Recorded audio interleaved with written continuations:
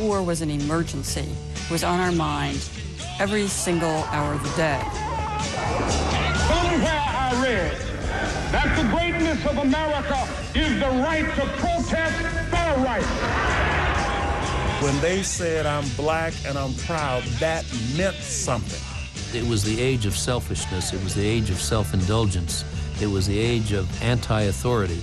It was absolutely exhilarating. It was the greatest time to be alive, ever, for sure.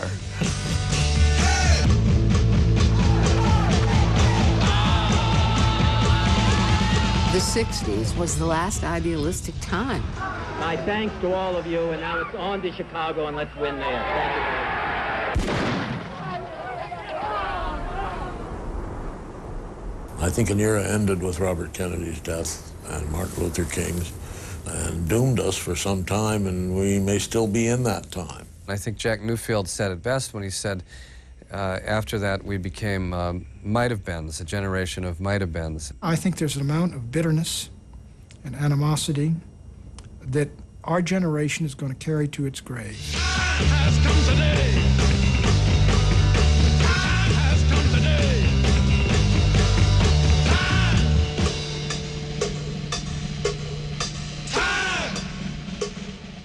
The 60s, the years that shaped a generation, was made possible by contributions to your PBS station from viewers like you. Thank you.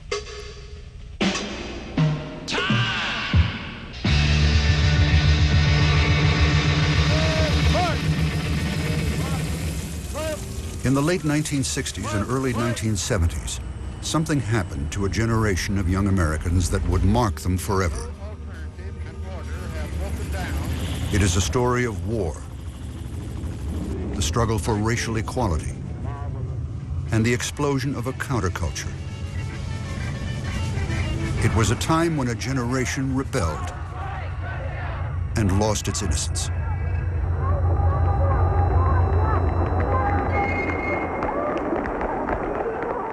No one could have guessed in the early 1960s that a tiny Asian country would come to dominate the hearts and minds of a generation of young Americans. The decade that would end in disillusionment and rage began on a moral high note.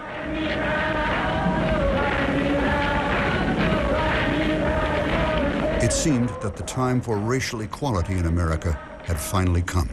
Because of a woman named Rosa Parks and a bunch of college kids who sat down at a Woolworth luncheon counter in 1960, and of course Martin Luther King, who was surely the most important American in the 20th century. It was their declaration that the world was going to change and that white men were no longer going to control everything in America and that everyone was finally going to be treated equally. It was their example which made everything else possible. In the mid-1960s, President Lyndon Johnson was flush with success from passage of the Civil Rights Act.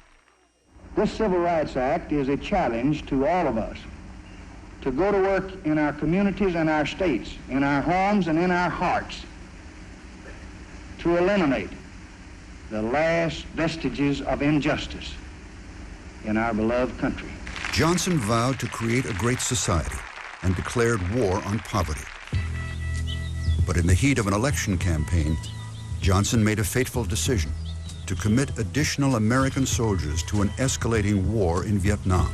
It is my duty to the American people to report that renewed hostile actions against United States ships on the high seas in the Gulf of Tonkin have today required me to order the military forces of the United States to take action in reply.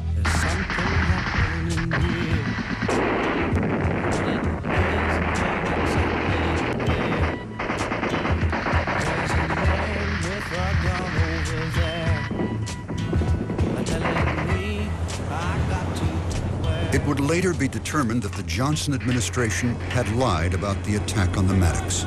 But at the time, Congress was convinced and overwhelmingly passed the Tonkin Gulf Resolution.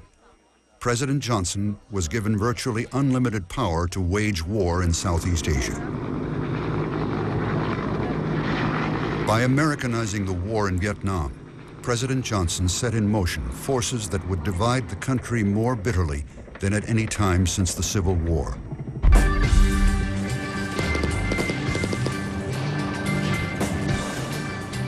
The conflict in Vietnam would prove the dark lens through which the entire decade was viewed. It was the first televised war, and the images were inescapable. Before the end of 1967, 500,000 American soldiers would be stationed in Vietnam. At first, Americans accepted the war as part of a larger struggle against communism. But after several years of bloodshed, many had begun to speak out in opposition. I speak out against this war, not in anger, but with anxiety and sorrow in my heart, and above all with a passionate desire to see our beloved country stand as the moral example of the world. I speak out against this war because I'm disappointed with America. The speech was very tough. I mean, we've turned King into, a safe figure. He in that speech, he said, my government is the greatest purveyor of violence in the world today. It was true. Explains why he could not be silent about it. It was a turning point. By 1967, the tide of public opinion had begun to turn against the war. Young people in particular began to rebel, calling for a society that rejected war and violence. In June, the Beatles officially ushered in what would later be dubbed the Summer of Love, with their hit song, Sgt. Pepper's Lonely Hearts Club Band.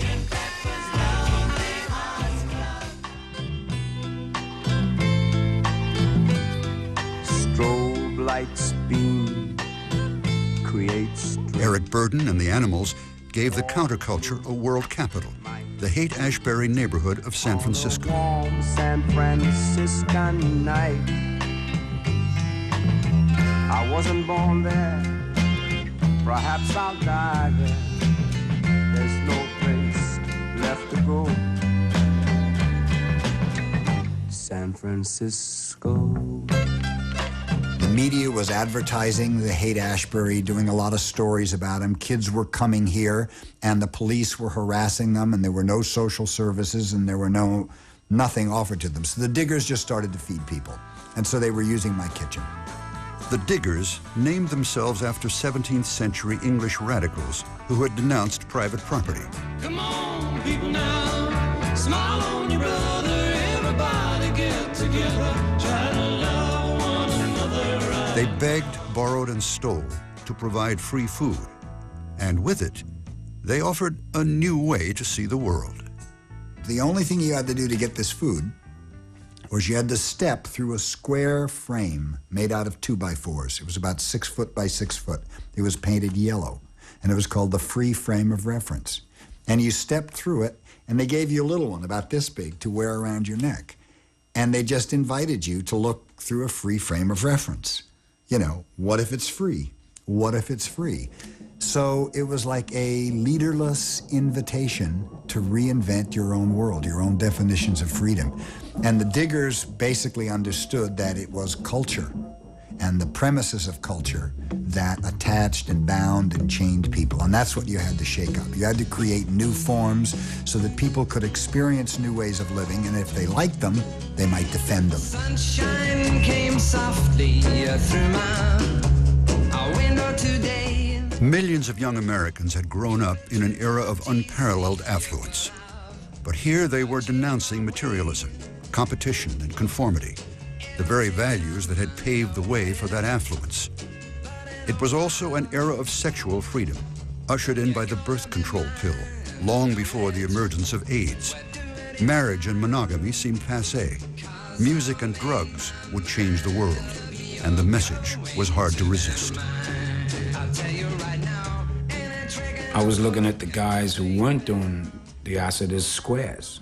I actually had thoughts like, you're letting your generation down, if you don't try this. You gotta try this. It's something that will liberate you. And I firmly believed that it was possible to change the world. We were experimenting with a lot of things back then. We were experimenting with drugs. We were experimenting with relationships. We were experimenting with music.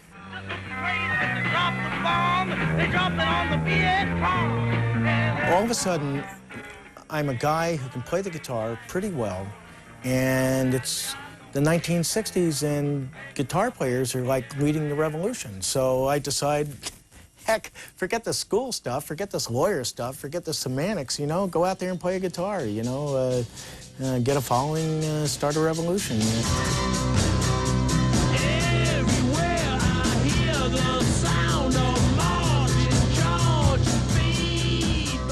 We had reached a moment in history where our traditional thoughts and traditional adherences to custom and to authority had brought us to the brink of a global disaster, the likes of which the world had never even thought about.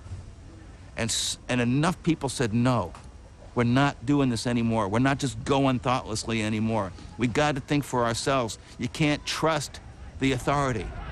Conservatives were appalled by the anarchy of the counterculture. It broke loose in the 60s, accelerated enormously, in large part because of an enormous generation of great size, which swamped the institutions that are supposed to civilize them, in part because of rock music. There were two very different movements going on at this time.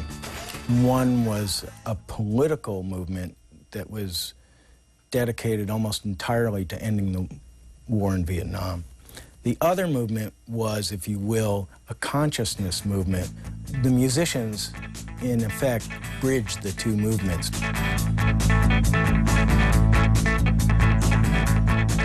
We didn't have control of the radios or the TVs or the media or the press or anything. It all happened through the music in a language that the people who owned it didn't even understand. It was fabulous. You can get anything you want at Alice's restaurant. You can get anything you want at Alice's restaurant. Walk right in, it's around the back, just a half a mile from the railroad track.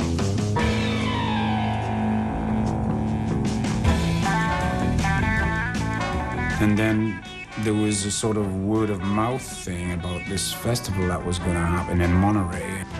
And then the next thing I knew, I was in a jet plane with Brian Jones, Hendrix, and the Experience. Some of them came and played. The Summer of Love began south of San Francisco, where the largest collection of rock bands yet assembled played to the largest crowd yet gathered. There would be bigger, more famous rock festivals in later years, but Monterey Pop became legendary as the first, and some say the best. Monterey Pop culminated with a performance by a brilliant young guitarist named Jimi Hendrix. Got to be all mine. Ooh, shucks, foxy lady.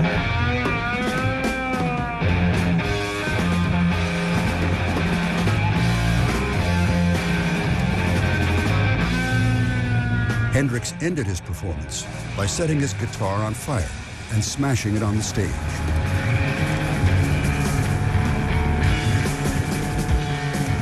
There had never been anything quite like it.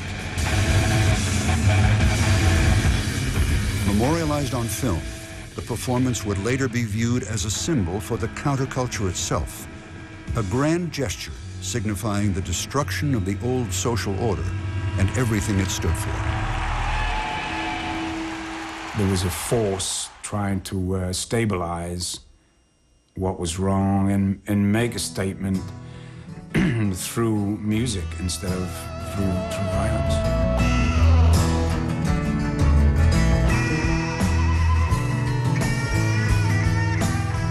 I think for people my age back then, radio was the great secret common ground. It was the way we communicated with one another, and it was where all of our prophets and leaders were. It was where Bob Dylan and the Beatles and the Supremes and Aretha Franklin and Warren Nero were, and they were all singing quite revolutionary messages, and they were the ones who bound us together.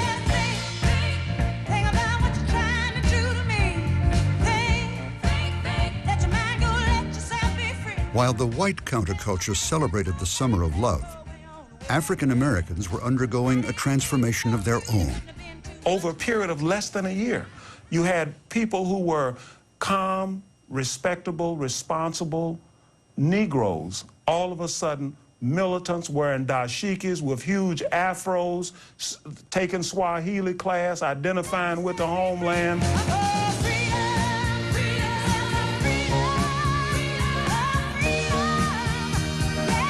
There is nothing more exhilarating or seductive than a change in consciousness.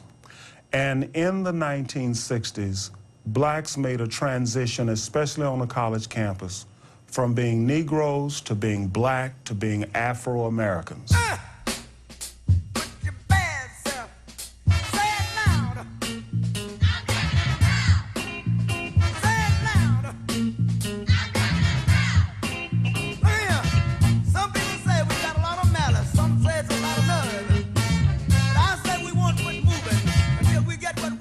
When they said, "I'm black and I'm proud," that meant something.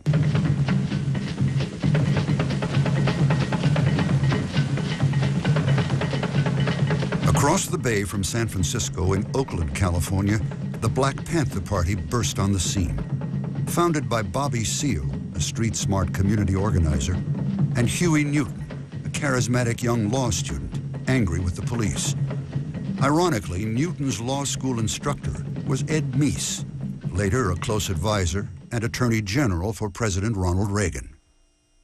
Huey Newton, before he started the Black Panthers, was a student of mine. And he was taking these courses he later wrote in his book so he would know what he called pigs knew.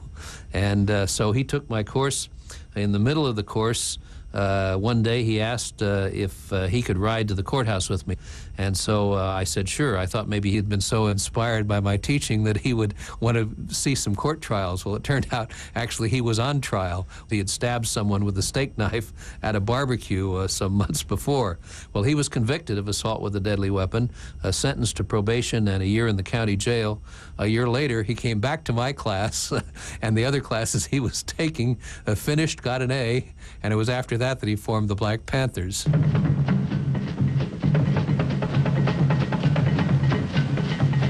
We're a new organization. We're observing these police who've been brutalizing our people in the community, and we're a political organization. We're going to try to unify the people, and we know the law.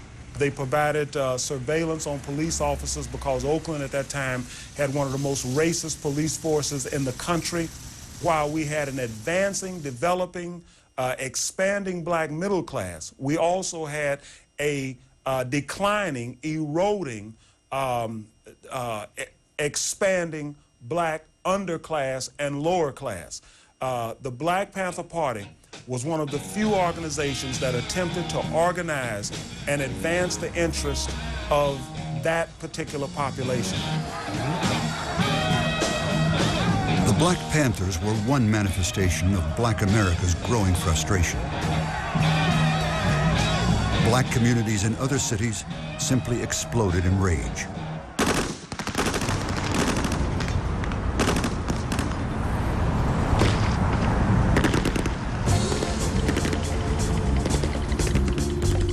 Beginning with Watts in 1965, black neighborhoods erupted with pent-up fury. On July 11th, 1967, Newark, New Jersey burst into flame. The next week, it was Detroit, where by the end of the third day, 100 blocks of the Motor City were engulfed in chaos and destruction. Finally, President Johnson sent in nearly 5,000 federal troops, but with orders that they carry unloaded weapons. Still, when the Detroit riots ended, there were 43 dead, 33 of them African Americans.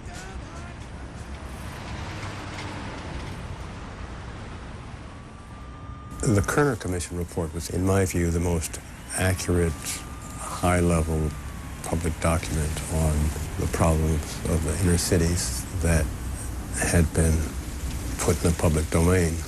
Hoover was trying to convince Johnson that these riots were a communist plot. And so they had expected that these high-level people would find communists. Instead, they found racism. And they found a whole variety of American institutions implicated in it.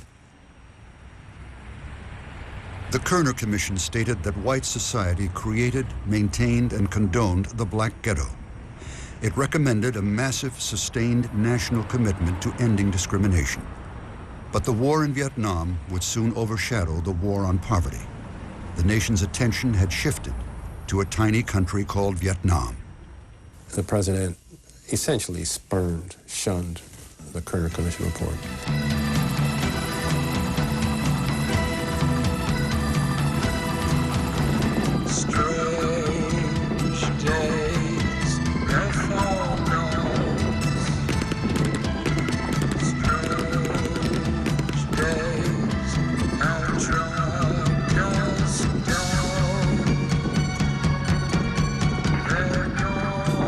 Where is Vietnam? I had no idea.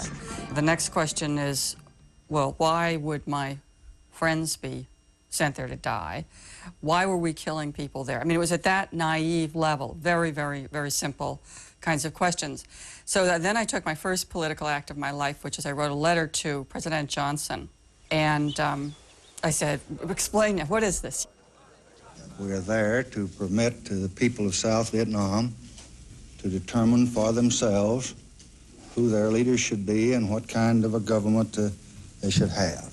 Some have said we were there to preserve the independence of an independent South Vietnam. Not at all.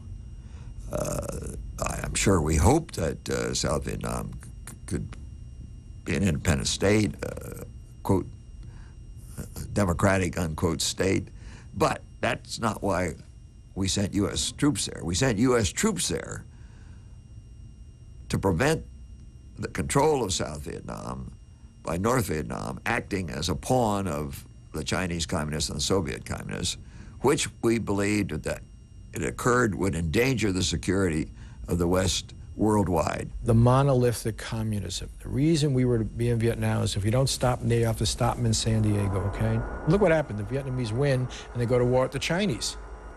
They didn't go to San Diego, they go to war with the Chinese.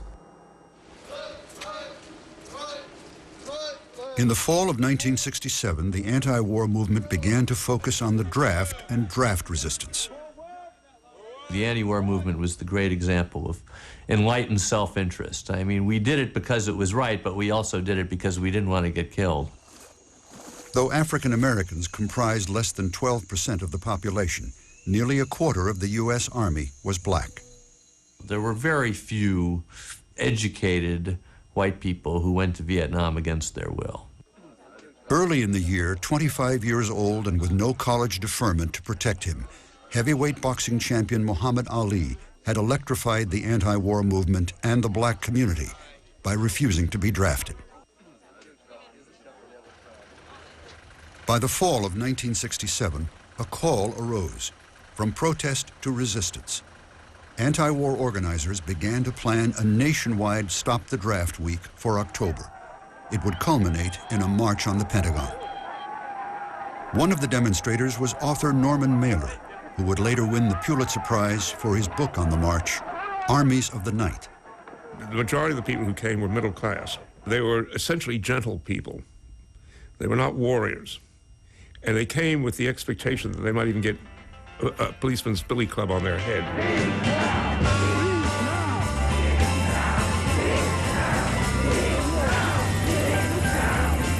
For the first time since the Bonus March of 1932, federal troops guarded the Capitol.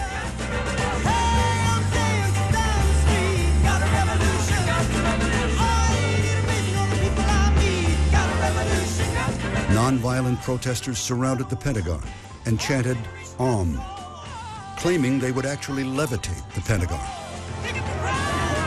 Paratroopers from the 82nd Division charged into the crowd. Dozens of demonstrators were beaten and arrested.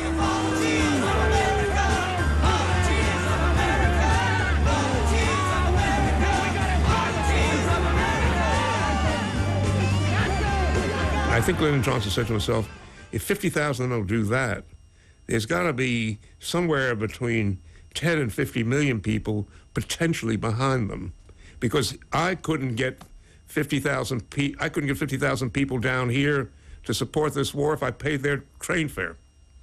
And I think something happened in him on that day. Something happened to McNamara. He's even written about it.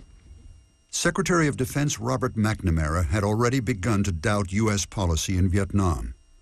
In June, he had directed members of his staff to research a list of questions about the war.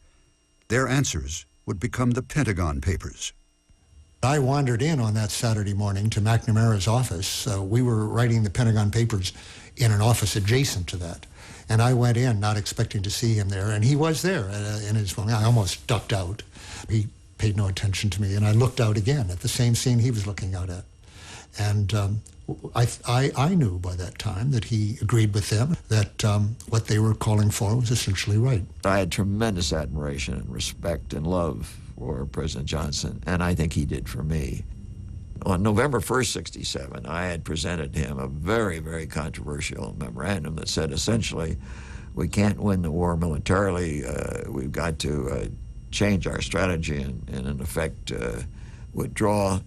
And I took it directly to him because I knew that he might disagree with it. I hadn't shown it to others. He did show it to a few others. Two of his closest advisors said McNamara is, in effect, recommending we surrender. It would be total defeat. We can't do it. He really understood very early on that this was a disaster, but like so many other people, he didn't have the courage to take Lyndon Johnson on in public, and therefore he didn't contribute to a more rapid end of the war at all. I served as an appointee of the president. My obligation was to support his programs, and if I couldn't, to leave. But I felt that I could do more inside than I could have outside. The people out in the streets were thinking in moral terms. Inside the policy chambers, it was driven by ambition, calculation, a political logic of survival, cynicism from day one. We're not against the soldiers, we're against the war. We're not against the soldiers, we're against the war. McNamara's doubts about the war were not expressed publicly until many years later.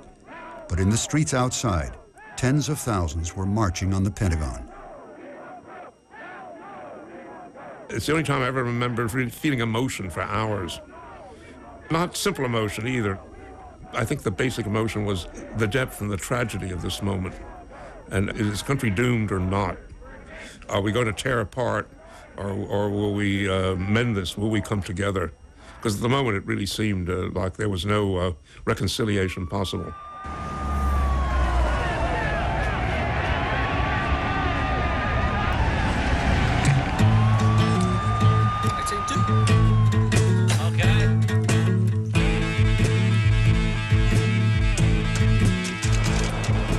By early 1968, the war in Vietnam had claimed over 15,000 American lives. Never before in U.S. history had such a vast number of people mobilized to protest a war. Why are you marching? Well, I am personally marching with the Painters Union here in San Francisco, and we're attempting to protest the war in Vietnam. You think this is going to help? I hope so. Either that or a revolution, one or the other. The powerful in our country had ceased to be responsible. And so the powerless, students, poor people, were trying to take some responsibility and say, here's how things should go. One politician dared to come forward. Eugene McCarthy, a senator from Minnesota. Well, as I see the campaign in '68, the issue of Vietnam itself is a vital one, of course, and you could pass a harsh judgment on that war if it were isolated altogether from any domestic consequences or... This very intelligent, elegant, enigmatic poet from Minnesota who actually never wants to be president himself. He was this calm, civilized person who made it much easier for people to become anti-war because, after all, at the beginning of 1968, it was still quite a radical thing to be. McCarthy, the outsider, attracted a loyal army of college students. It became known as the Children's Crusade. On the Republican side, Richard Nixon, a Cold War stalwart who'd lost 2 elections, was hoping to make the biggest comeback of his life. The presidential race was barely underway when all hell broke loose.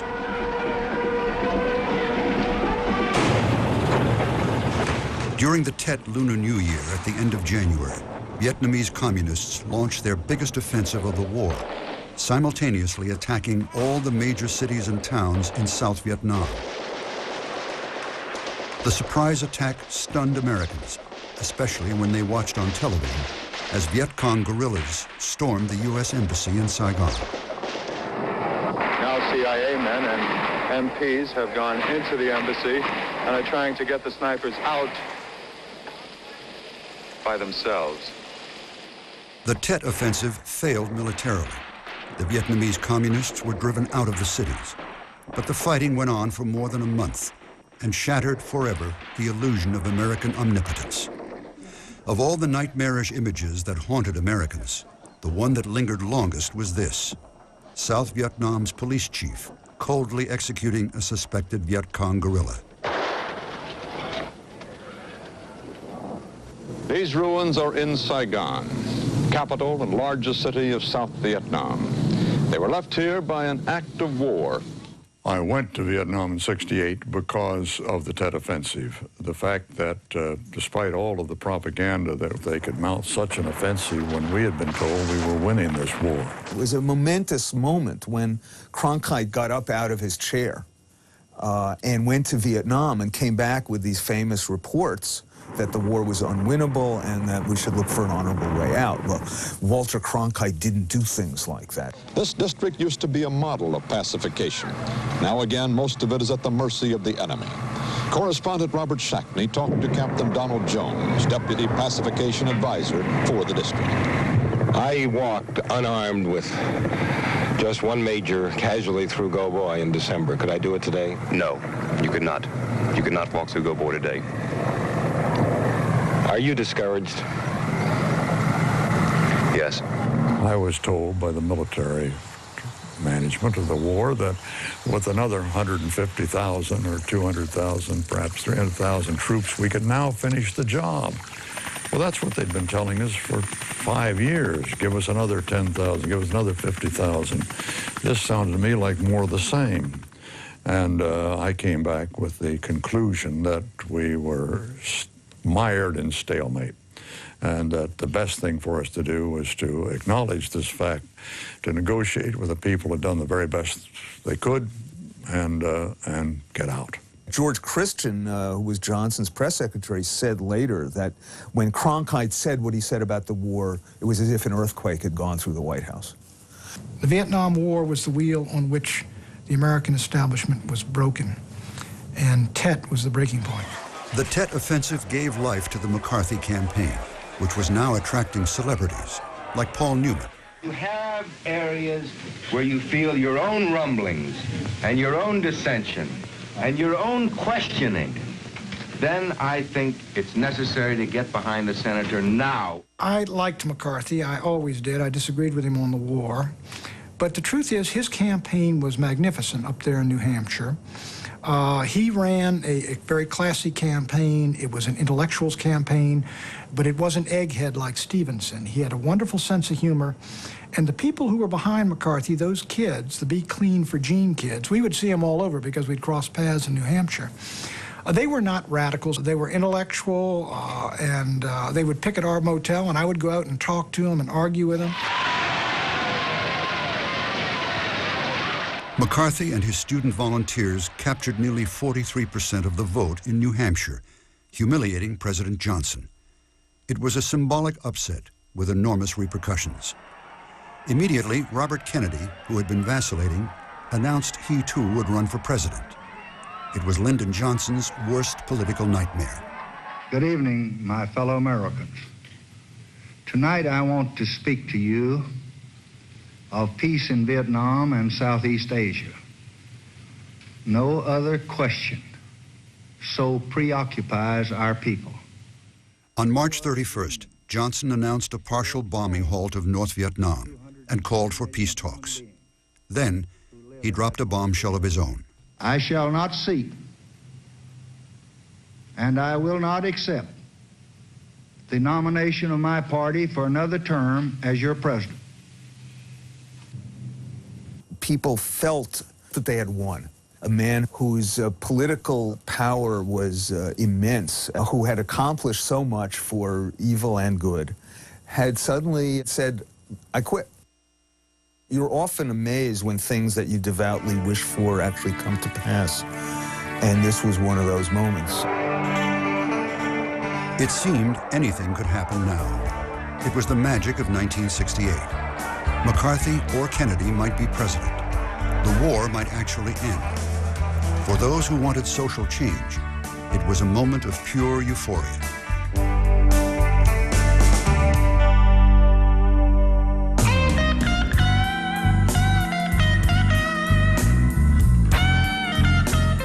At the end of March in Memphis, Tennessee, garbage workers who were mostly black and grossly underpaid were out on strike.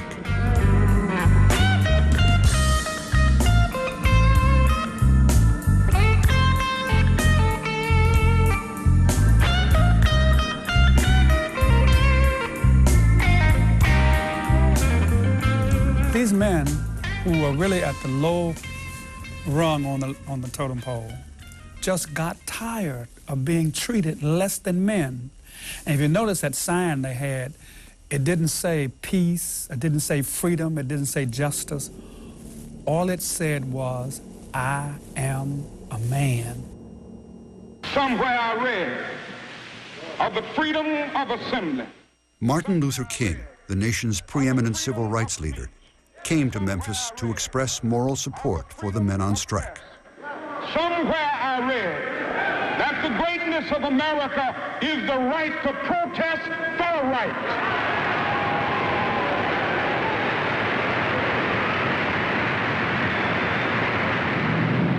On March 28th, the Memphis police were out in force. About 12,000 demonstrators gathered to march down Beale Street in support of the garbage workers. King was planning to lead a poor people's march on Washington that summer, an ambitious new campaign focusing on economic justice. Memphis was supposed to be the dry run. There was a group of young guys called the Invaders, some of whom were on the FBI's payroll. We didn't know that at the time.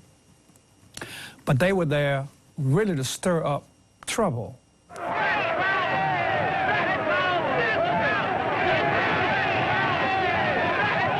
These young guys had taken the sticks off of the placards, started breaking out windows, and they started the riot.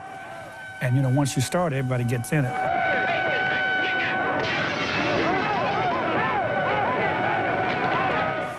And rather than try and isolate the people who were rioting, the police just waded into the crowd, just beating people indiscriminately, just beating them. It was horrible.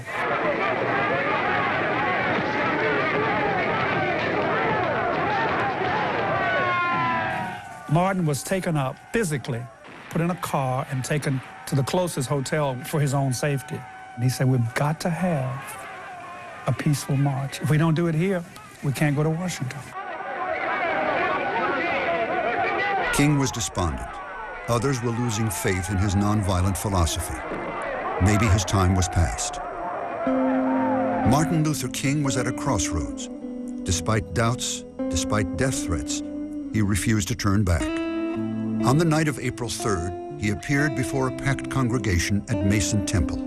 It was thundering and lightning, and the rain was coming hard. And Martin didn't take a text. We called it a mountaintop speech. He just started speaking extemporaneously. And I'd not heard him. Of all the times I'd heard him speak, I'd not heard him like this.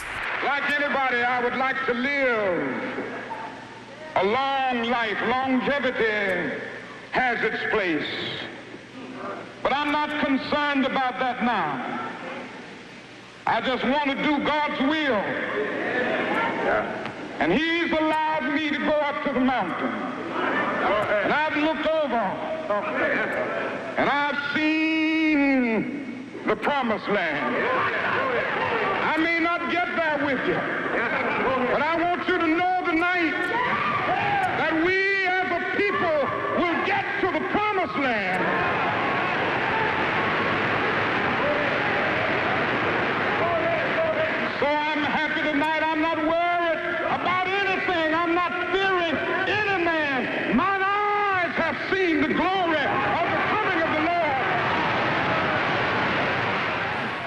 I feel that he was going through a purging of his fear, that I no longer fear death. He always said he would not live to be 40. He didn't think he would. He wanted to, but he never thought he'd live to be 40 years old. He was 39 when he was killed. The next day, meeting with aides at his motel, King seemed rejuvenated. As evening approached, he stepped out on the balcony to talk with Jesse Jackson and others. And we're on our way to Reverend Billy Kyle's home for dinner. And I remember we had our little band there from Chicago, Ben Branch and some musicians, and we were going to have a big rally at Mason Temple that night after dinner. So I was coming across the courtyard, and he said, "Jesse, we're late for dinner." I said, "Doc, I've been waiting for you." He said, "But you don't have your tie on." I said, "Well, Doc, you know a tie is not a prerequisite for dinner, just an appetite." He said, "Boy, you're crazy." Then he said to Ben, said, "Play my favorite song tonight for me, Precious Lord." Ben said, "I will." And I said, "Doc," he said, "Yes." And he said, "Yes." The bullet hit right here, and they just knocked him back against the wall, and it was over. The police were coming toward us with drawn guns. We were saying, the bullet came from that way. It couldn't have come from this way. So why are you coming toward us with drawn guns? It came from that way. It came from that way. In black communities across the country, the reaction to King's assassination was a violent eruption of rage and despair. Rioting broke out in more than 100 cities. 20,000 Army regulars and 34,000 National Guardsmen were mobilized. In Chicago, Mayor Richard Daley ordered police to shoot to kill. Nationwide, 46 people died.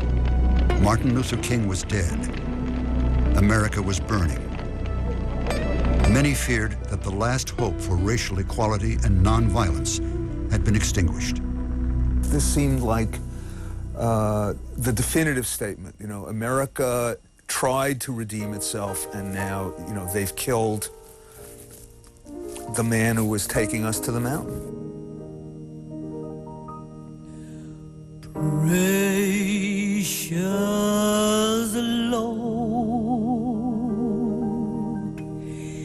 take my hand, lead me on,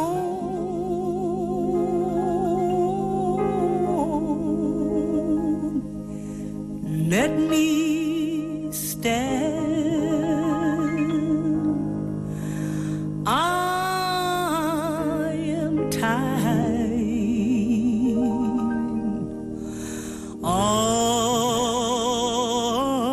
am weak. I am worn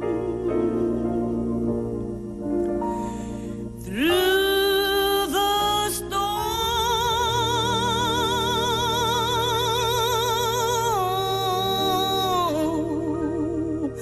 through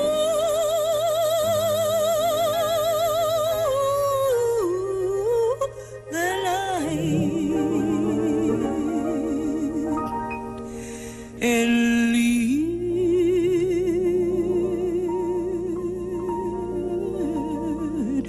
me home. We were in shock. You know, even though we expected it, when it happened, you know, you didn't know what to do.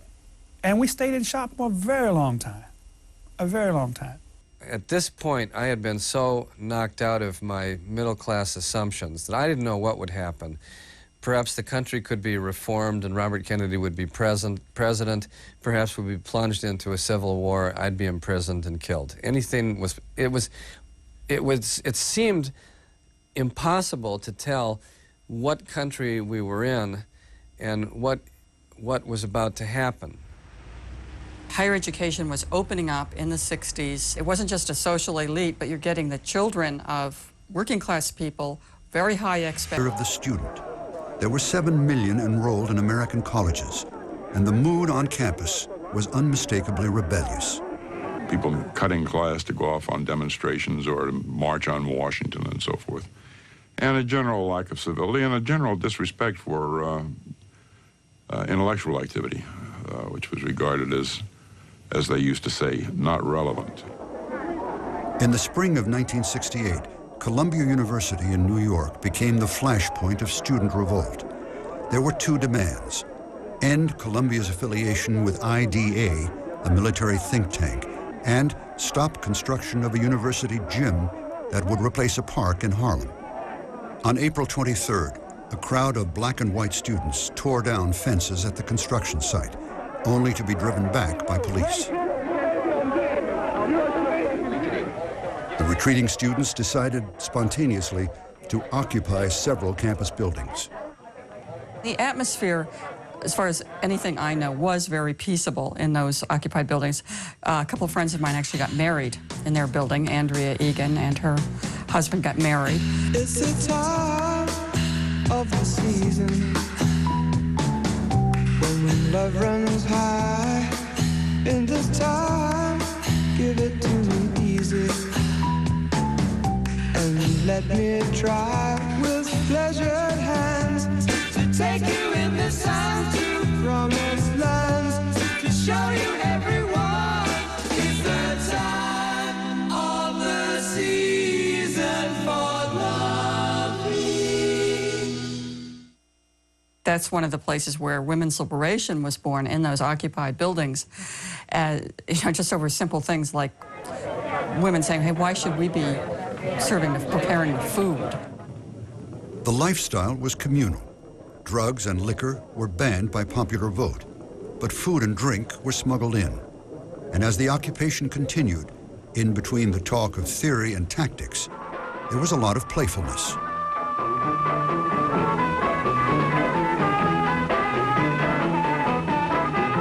University President Grayson Kirk was not amused. Our young people, in disturbing numbers, appear to reject all form of authority, he said. I know of no time in our history when the gap between the generations has been wider or more potentially dangerous.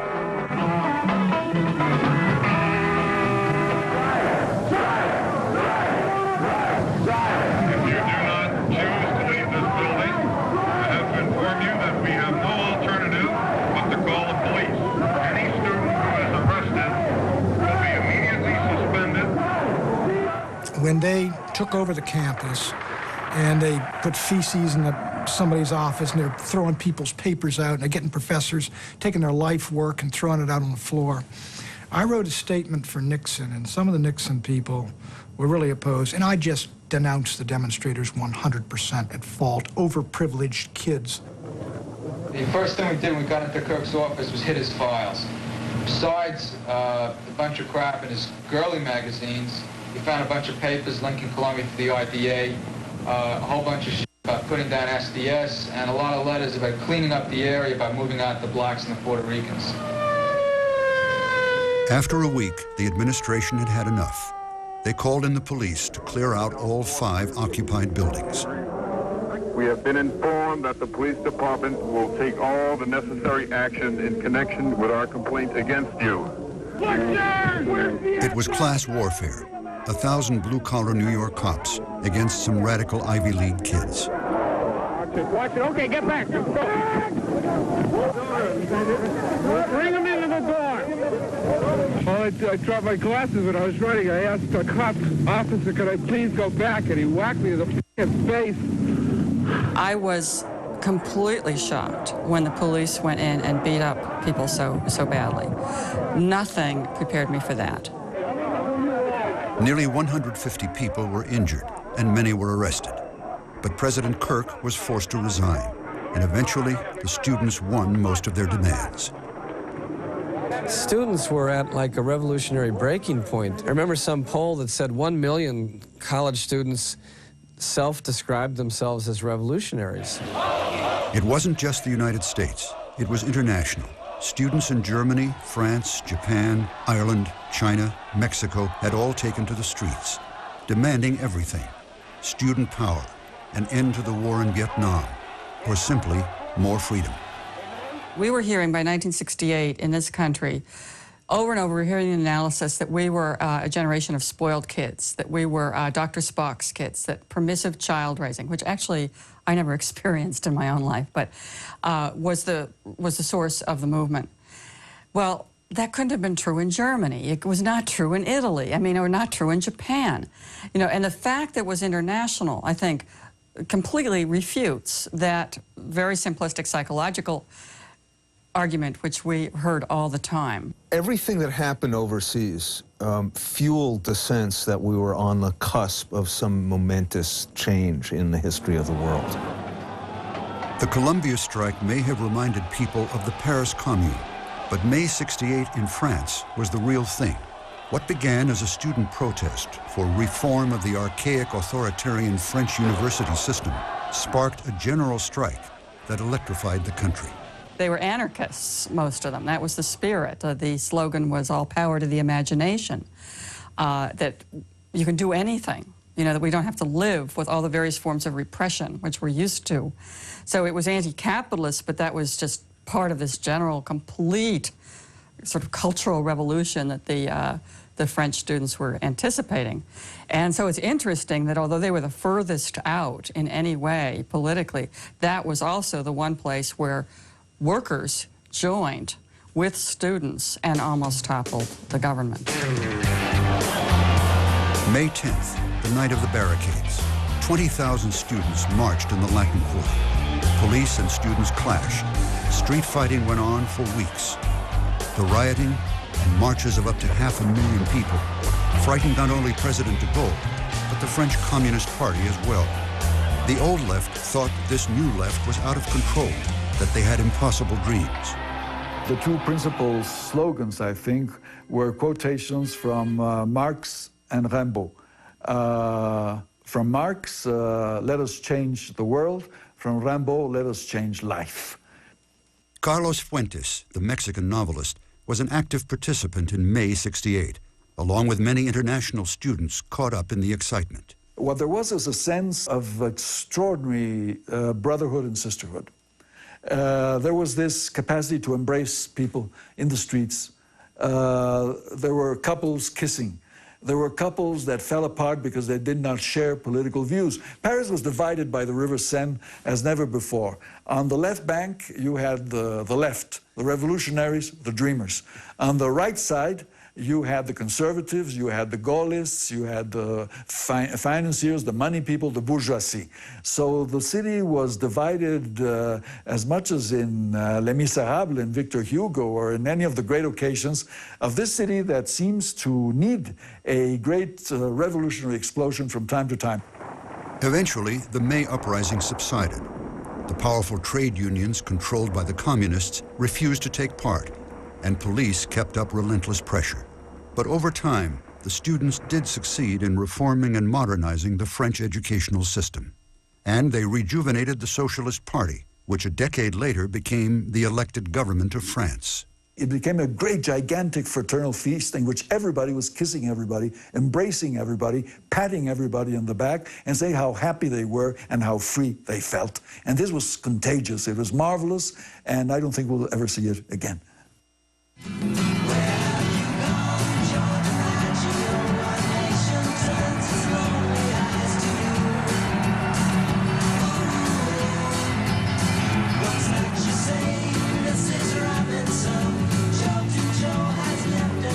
By late spring, the presidential primaries were in full swing.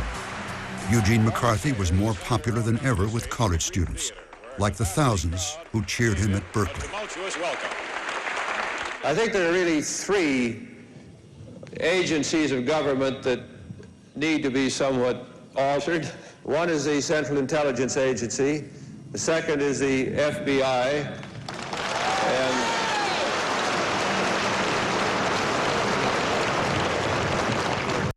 And the third are the draft boards under General Hershey. McCarthy supporters were suspicious of Robert Kennedy, who they regarded as an opportunist. But it was also clear that Kennedy was a more charismatic campaigner and was appealing to a broader coalition, not just students, but blue-collar workers, women, a wide range of minority groups, and the poor. Kennedy himself was undergoing a dramatic political transformation. The man who was known as ruthless, who had been a hawk on Vietnam, was now calling for peace and becoming an advocate for the dispossessed. I think one thing that happened to him was that his brother was murdered. And I think that had a profound impact on him. On an airplane during the campaign, someone asked him, may have been Jack Newfield, what's your position on the capital punishment? Some issue had come up. And he said, I'm against it. And whoever it was said to him, well, when you were at the Justice Department, that wasn't your position when you were Attorney General. And he said, well, then I hadn't read Camus. Well, what politician, first of all, reads Camus, and second, uses it as a reason for having changed a position?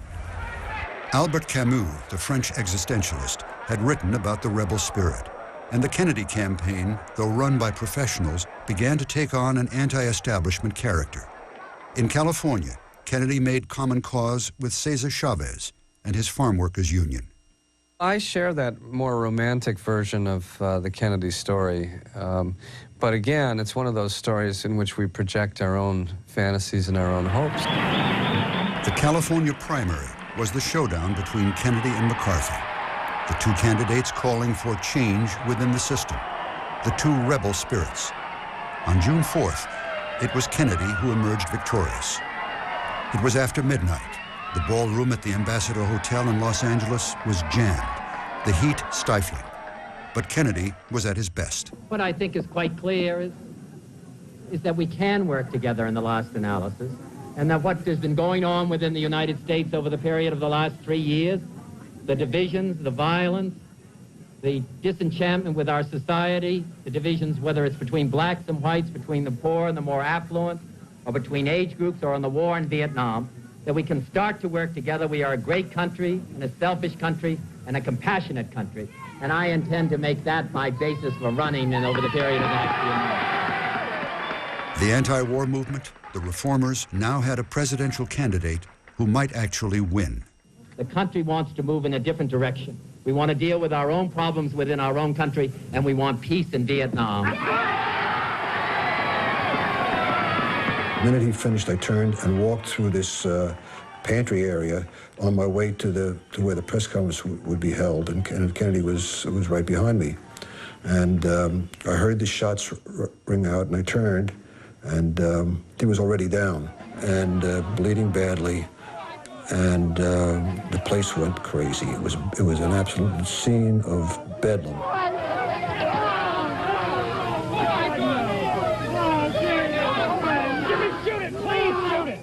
And after the whole scene was over and Kennedy was removed, a number of my colleagues, including a couple of burly photographers, broke down, put their heads down on this serving table and wept openly.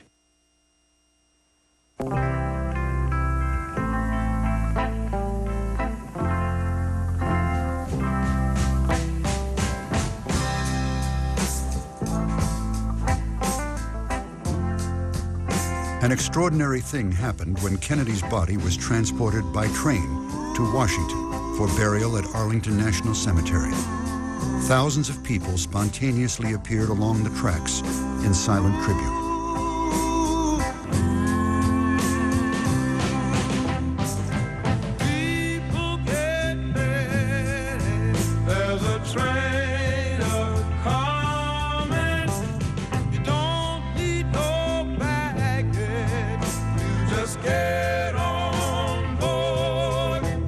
I think an era ended with Robert Kennedy's death and Martin Luther King's, an era in which we could have accomplished great things working together, and doomed us for some time, and we may still be in that time, to be shattered, fragmented, and something less than the people we could be.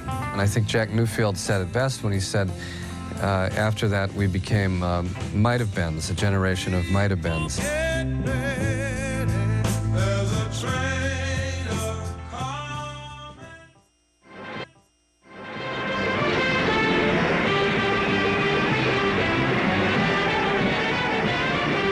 The Republican convention in Miami was a world apart, safe from turmoil. Nixon and his running mate Spiro Agnew appealed to those they called the forgotten Americans, yearning for stability, law, and order.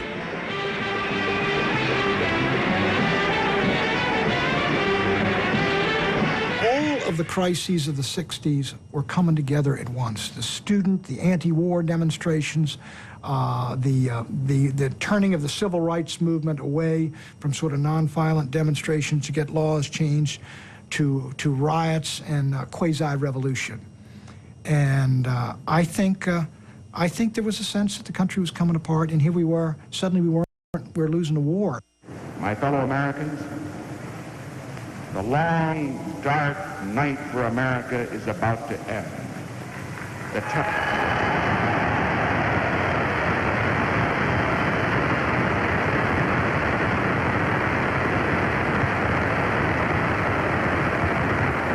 has come. The time has come for us to leave the valley of despair and climb the mountain, so that we may see the glory of the dawn, a new day for America and a new dawn for peace and freedom in the world. But at the Democratic Convention in Chicago, the system was falling apart on national television.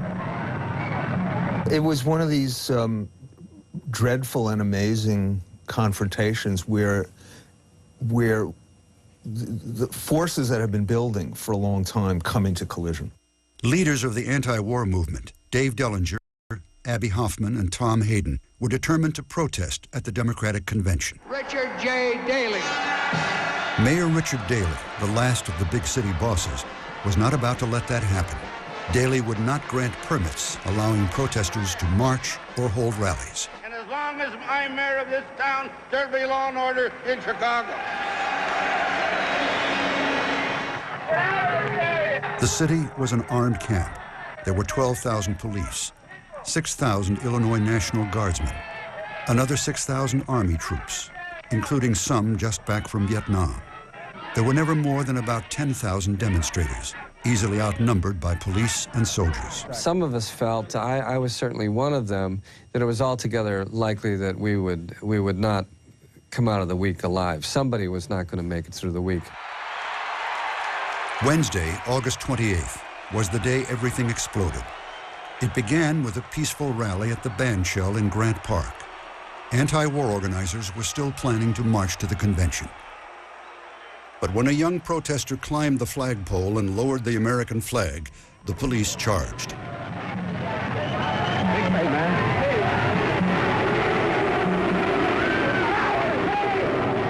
That afternoon at the convention, Democrats voted down the peace platform.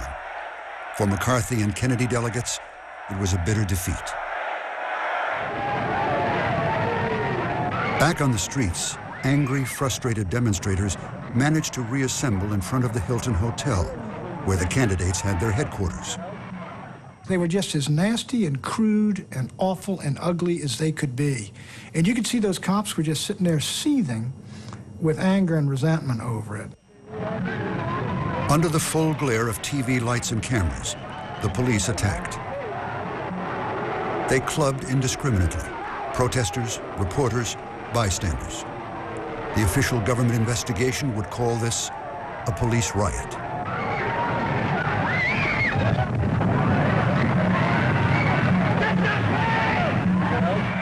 In a confrontation that would be replayed countless times, Connecticut Senator Abraham Ribicoff denounced Mayor Daley's police.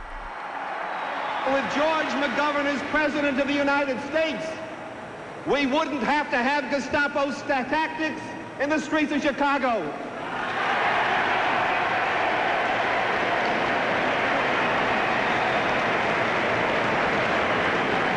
Mr. Daley is not pleased with Senator Ribicoff.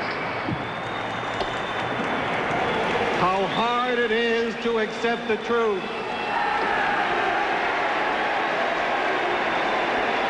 And he looked at Mayor Daley. That night, Hubert Humphrey won the Democratic nomination, but it was a hollow victory. You had Hubert Humphrey weeping in the shower from the effects of tear gas that was being spread in the park beneath the Conrad Hilton Hotel. The way it played out was extremely dramatic, but what played out there was a fact that the Democratic Party was finished. And Nixon used an effective line after that Democratic convention. He said, look, if they can't unite their party, how can they unite the country? And he was right. But the truth was, I don't think anybody could have united us in 1968. Just a few days before Daley called the army into Chicago, Russian tanks invaded Prague. They made Mayor Daley look like a pacifist. Many anti-war Americans identified with the young, free-thinking Czech students who wanted to change the old communist system. Dubček, who represented the Prague Spring, he was like a mild reformer, and this tremendous movement grew in Prague, which thought that it was going to change the world, just like we did. And, you know, it did finally, and God bless them, but they paid a big price of almost 30 years before it finally happened. Preoccupied with the war in Vietnam, the United States took no action to stop the Russians. The Czechs had little to defend themselves beyond their own powers of persuasion. Invited by the Czech author Milan Kundera to observe what was happening, Carlos Fuentes and other writers came to Prague. We were witnesses to the fact that this was a revolution to give socialism a human face, as Dubček had said, and this other revolution of the year 1968 was trampled by the Soviet Union, which did not want socialism with any face. It wanted Soviet imperial domination of its perimeter of defense. To have a policy that cares for the society, that takes care of the society, but it also respects personal freedom. This is what the Czechs wanted, and of course the Soviet Union would not tolerate it. And it was the beginning of the end, I think, for the Soviet Empire. 20 years later, the Velvet Revolution ended Soviet domination of Czechoslovakia. And playwright Václav Havel, a veteran of the Prague Spring, became president of a democratic country.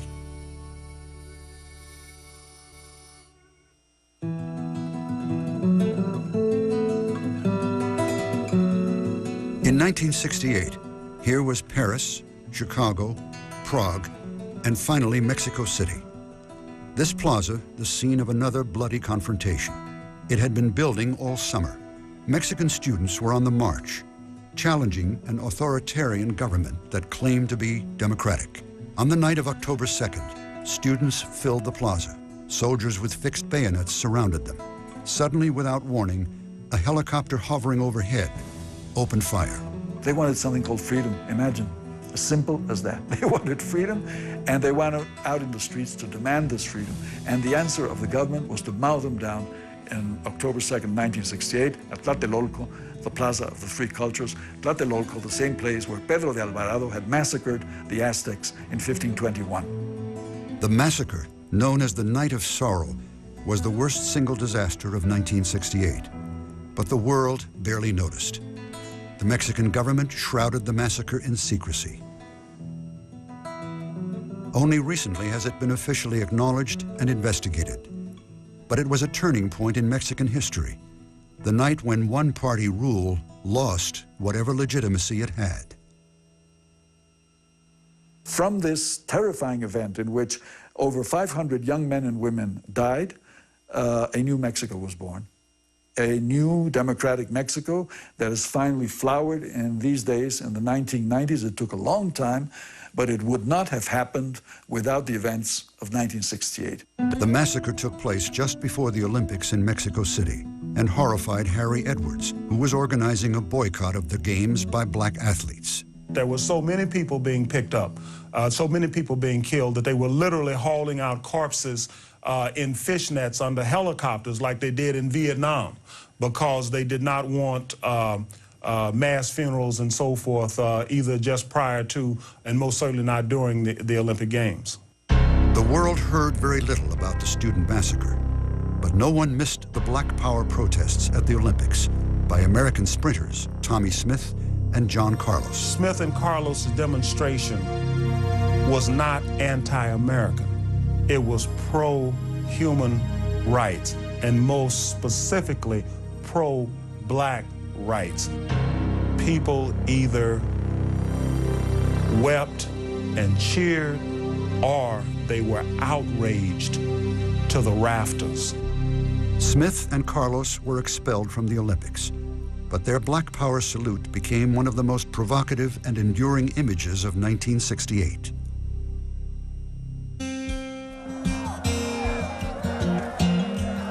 Another protest movement would emerge by summer's end.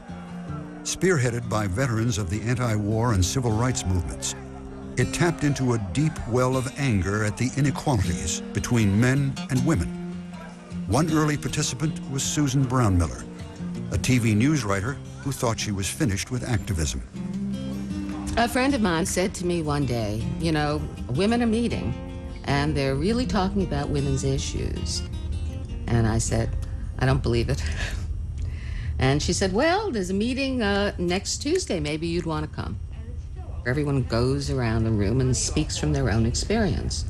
And they began to talk about unwanted pregnancy and how each of them had coped with it. And it was my turn. And I was older. You know, I was in my 30s. They were in their 20s. And I'm a competitive person, and I'm thinking to myself, they're talking about one abortion, huh? So I said, I've had 3 abortions, all illegal. And then I started to cry. And I said, I guess I'm lucky to be alive.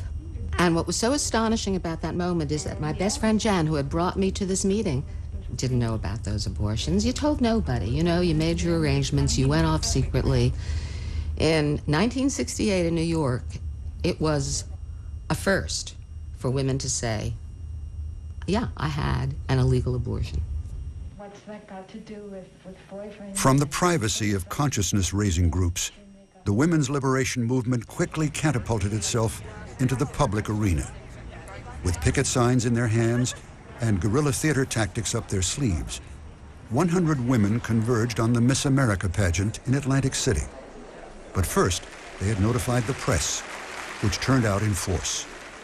The Miss America contest was so mind-boggling to reporters because no one had thought that maybe some of us didn't like the idea of a beauty contest where women paraded in bathing suits and high-heeled shoes. Yes, sirree, boys, step right up. How much am I offered for this #1 piece of prime American property?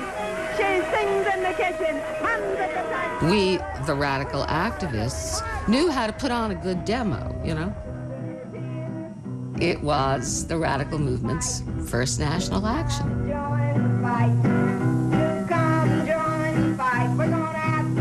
The demonstrators had hoped to burn bras, like draft cards, but the city refused to grant them a fire permit. Famous for a bra burning that never happened, the protest generated enormous publicity and debate. Despite the lack of actual flames, the Miss America pageant protest sparked a social revolution that is still underway. I caught you cheating and running around. There's a smile up on your face while another takes my place, and there'll be laughter instead of tears. More than ever, conservative Americans thought the country and the world were on the verge of a nervous breakdown. They wanted law and order. George Wallace was their man.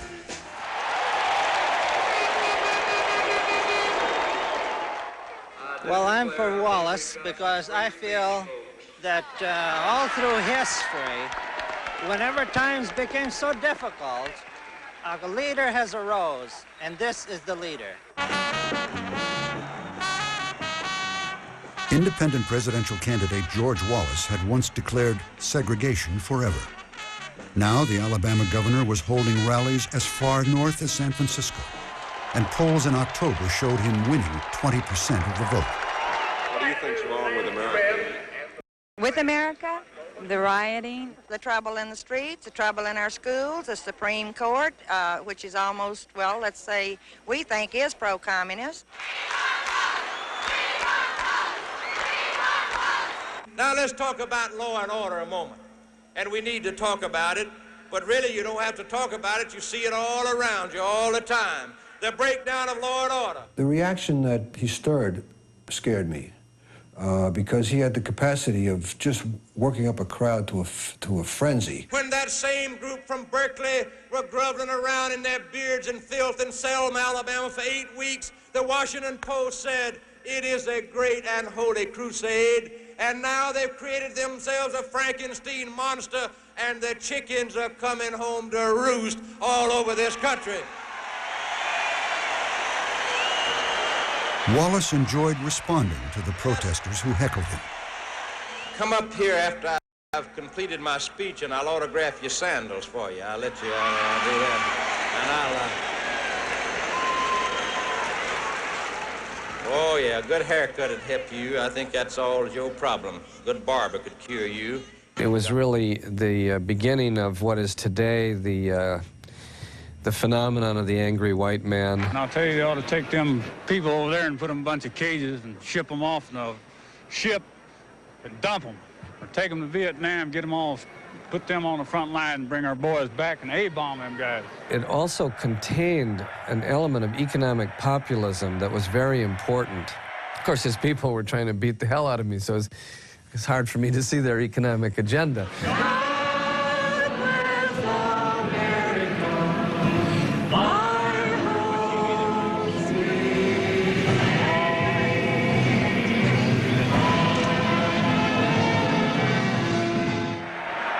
The more mainstream law and order candidates, Nixon and Agnew, built up a commanding lead over Hubert Humphrey. Nixon ran a very controlled, almost antiseptic campaign, dominated by Madison Avenue advisors, who recommended carefully orchestrated appearances. It would later be described as the selling of the president. The Humphrey campaign was stalled. He was afraid to break with President Johnson and speak out against the war.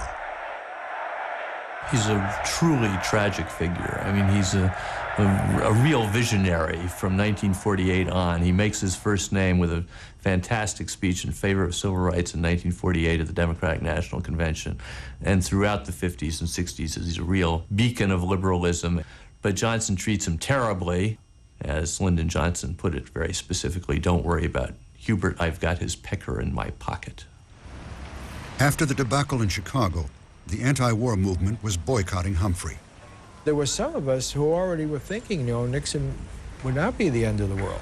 People like I.F. Stone had argued you get a better shot at peace with a Republican than with a Democrat because they don't have to worry about being red-baited. But it would never have entered my mind to vote for Hubert Humphrey,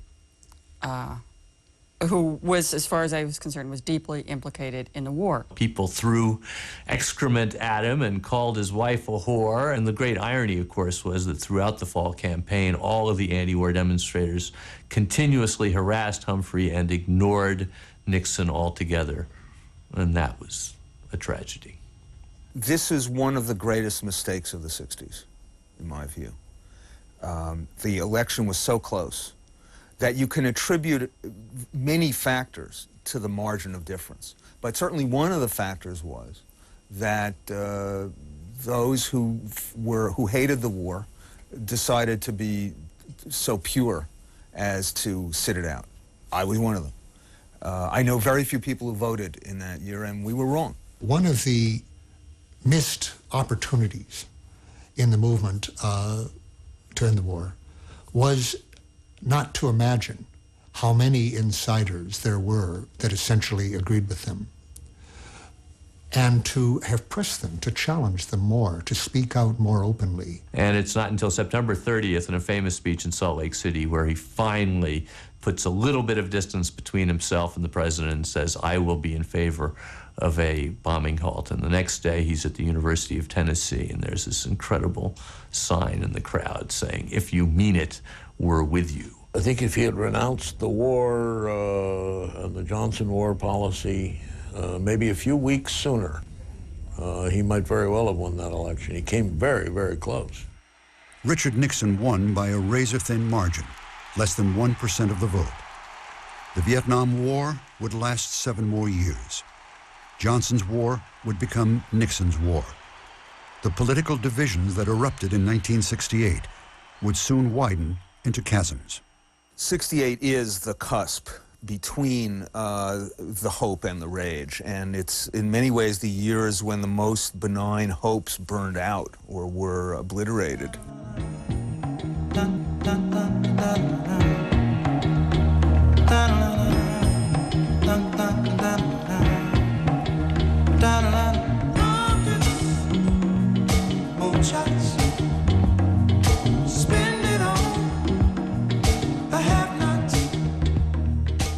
Richard Nixon was now president, and Ronald Reagan was governor of California. Together, they would lead a backlash against rebellious students and the anti-war movement.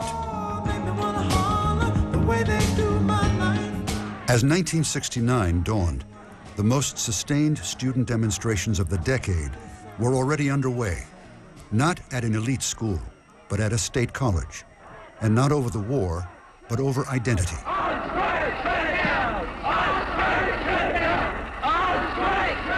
The origins of college and university ethnic studies departments nationwide were forged in the heat of a 134-day strike at San Francisco State College.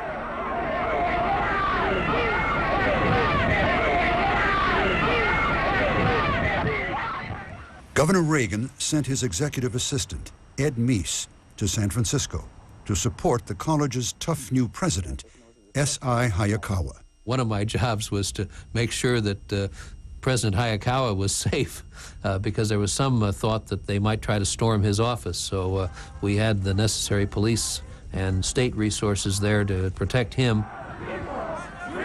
Dissident forces decided that they would stage a major demonstration. San Francisco Police Department. The persons demonstrating here are unlawfully assembled.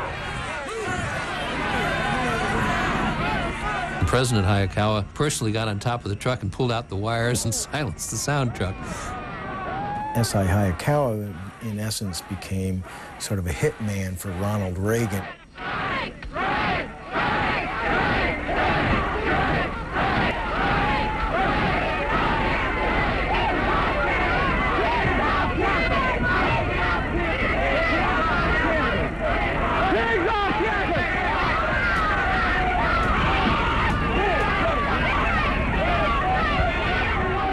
The striking students ultimately won a Black Studies department, but in the process, 700 were arrested.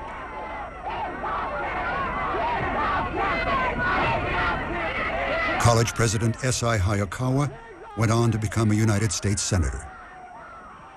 It's a beautiful morning. Governor Reagan found the conflict a useful trial run for his next challenge in nearby Berkeley, where anti-war students and counterculture youth joined forces to claim some undeveloped university land as their own.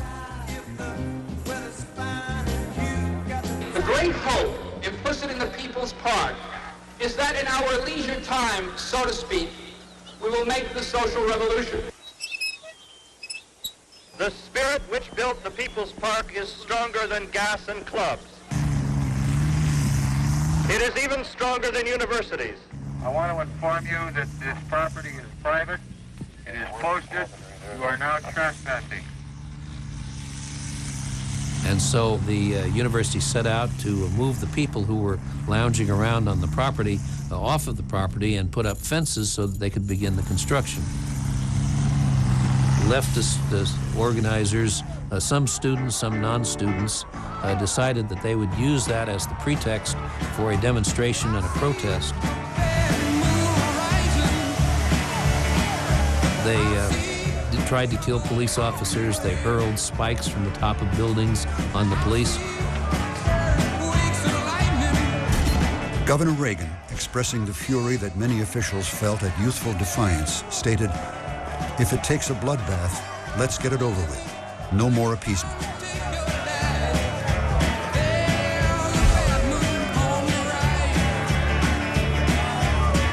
Alameda County sheriffs shot over 50 protesters with buckshot. One protester died. What happened to James Rector was the result of his being involved in illegal activity. Reagan called in the National Guard, which quelled the disturbance.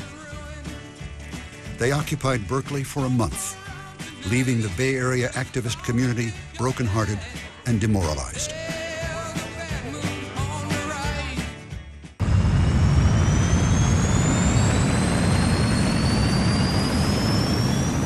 That summer, one dream was realized and another vanquished. On July 20th, the space program, founded by President John Kennedy, triumphed with a walk on the moon. The day before, JFK's only surviving brother, Senator Ted Kennedy, saved his own life after a car accident, but his presidential promise died along with his drowned companion. But I really didn't become totally dispirited until Ted Kennedy went off the bridge at Chappaquiddick. Ted has been a terrific senator, whatever else you might say. He's been a terrific senator. And he was the last person who scared Nixon. And once Ted went off that bridge, Nixon veered to the right. And that was that, and I knew it. And for me, that was when the 60s ended. We are stars, we are golden, we are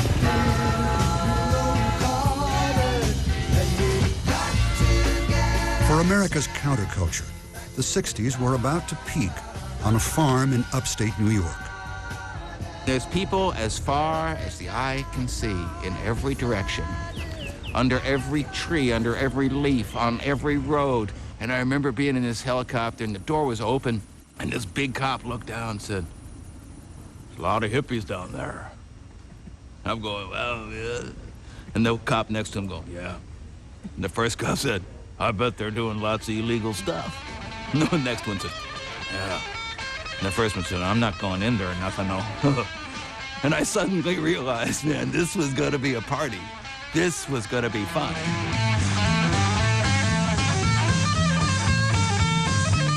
Despite overcrowding and rain, the party lasted for 3 days. MC Wavy Gravy announced to a sea of bodies and mud that festival organizers would be serving breakfast in bed for 400,000. Woodstock is distinguishable not only because it was the largest pop festival of its time, but it was also, in effect, the last. Please allow me to introduce myself. I'm a man, well, and 4 months later, a festival promoted as Woodstock West turned into anti-Woodstock.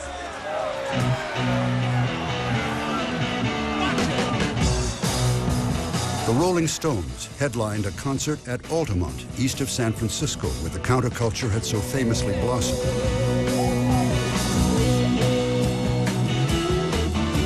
The Altamont concert ended in violence and disarray. Something seemed to have gone terribly wrong. Gangsters moved in, kilos of weed got exchanged for bricks, people were shot, there were murders, there was this and that. The whole tenor of things got uglier and harder and meaner. Marred by violence and drug abuse, Altamont sealed the fate of large-scale free concerts. The expansive spirit of the Love Generation would never be quite the same again. A lot of us fell right off the edge, and I was one of them, and a lot of us were really hurt by hard drugs. You're only pretty as you feel, only pretty as you feel inside. The counterculture paid a price for its excesses. In the next few years, Janis Joplin, Jimi Hendrix, and Jim Morrison would be dead, all from drug abuse. Many former urban dwellers sought to build a new life in the country. Communal living and homegrown food would be the antidote to the excesses of the city. And there came a movement to become land-based, to get below the skin of asphalt, as somebody called it. It's where I live here now in Mendocino County. Many, many people came here in the 60s in full retreat from the urban environment, deciding that if we're going to create a new society, we just have to forget their society and go start one of our own. I'm going up the country, baby, don't you wanna go? I'm going up the country, baby, don't you wanna go? I'm going to some place where I've never been before.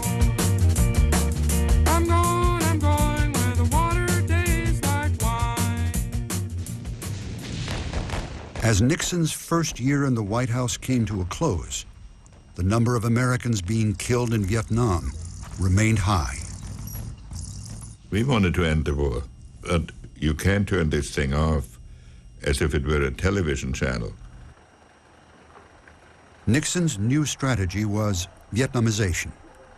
He began to withdraw American troops, announcing that South Vietnam would take over the ground war. Privately, he began direct negotiations with the North Vietnamese, excluding South Vietnam's President Thieu. Simultaneously, he ordered massive secret bombings in Laos and Cambodia.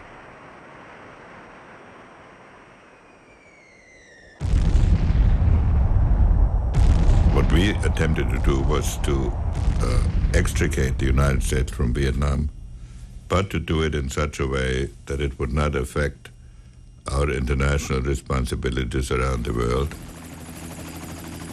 More people die, more Americans, and no doubt Vietnamese die during the Nixon, we're on our way getting out years than during the Kennedy and Johnson years put together.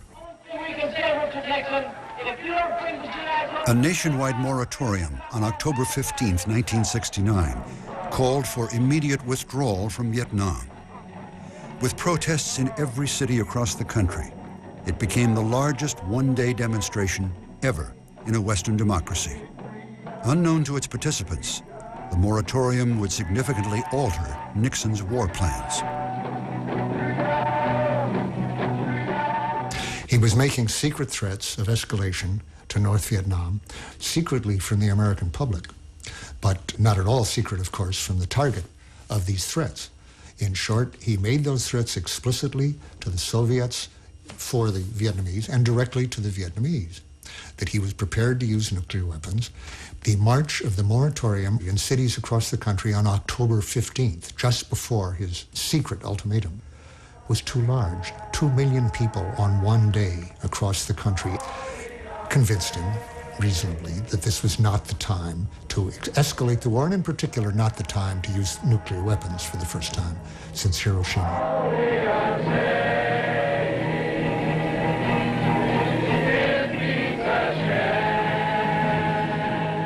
It was pretty clear that there was so much protest within our country that it was very difficult to conduct the war at all. Nixon's public response, a speech he wrote himself, was a masterstroke. So tonight, to you, the great silent majority of my fellow Americans, I ask for your support. I pledged in my campaign for the presidency to end the war in a way that we could win the peace. I have initiated a plan of action which will enable me to keep that pledge. Let us be united for peace. Let us also be united against defeat. Because let us understand, North Vietnam cannot defeat or humiliate the United States. Only Americans can do that. And so then the press attacked it, savaged it, and so I wrote Nixon a memo. I said it's time to attack the media. And I said the Vice President of the United States ought to deliver this speech, and so I wrote that Agnew speech, and there was one editor for that Agnew speech, Richard Milhous Nixon, and he said, this will tear the scab off those bastards. And we broke out laughing. And it did. Perhaps the place to start looking for a credibility gap is not in the offices of the government in Washington, but in the studios of the networks in New York. He was the point man for Richard Nixon's war against the countercultures.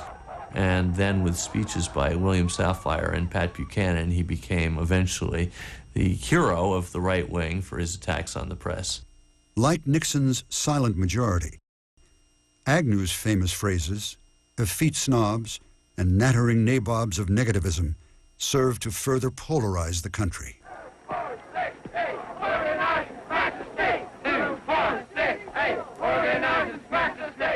Exactly 1 month after the moratorium, 700,000 Americans converged on Washington.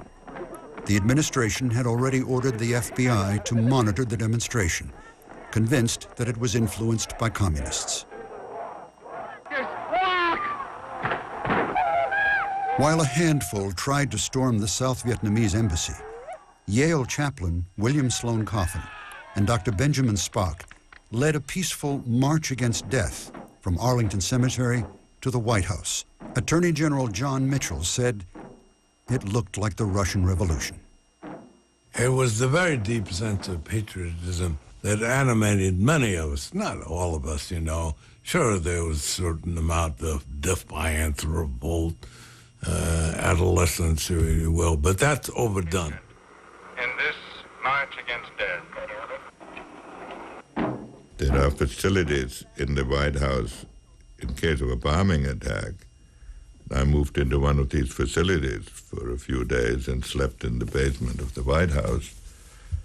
And, you know, the White House was ringed by students that were protesting. It didn't interfere with what we were doing, but it was uncomfortable.